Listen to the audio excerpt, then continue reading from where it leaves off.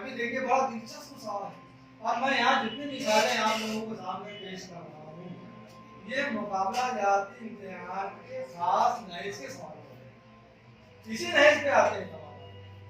अब एक मिसाल देखिए कि एक को एक से ज़र्ब करने पर जाहिर है कि जवाब क्या आता है,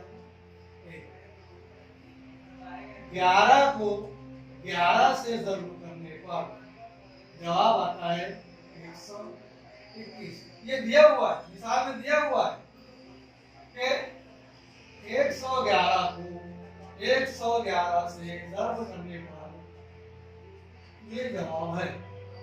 या एक को एक से ज़र्ब करने पर ये जवाब है, 11 को 11 से ज़र्ब करने पर ये जवाब है, और 111 को 111 पे ज़र्ब करने पर ये जवाब है। तो बताइए कि यहाँ पर क्या जवाब होगा। अब क्या हम 1011 को 1011 से ज़र्ब करते बैठेंगे है? और अगर ज़र्ब भी करें तो कितना वक्त ज़ाया होगा, और हमको तो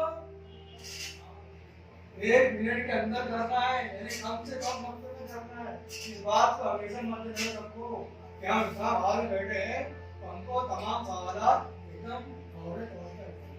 अब अगर बच्चे को इसका जवाब मालूम है तो इसका जवाब ये है कि आप गौर करें 1 2 है ना, 1 2 लिखकर फिर 1 2 3 1 2 3 लिखकर फिर ये 2 यहाँ लिखो और 1 को यहाँ पर।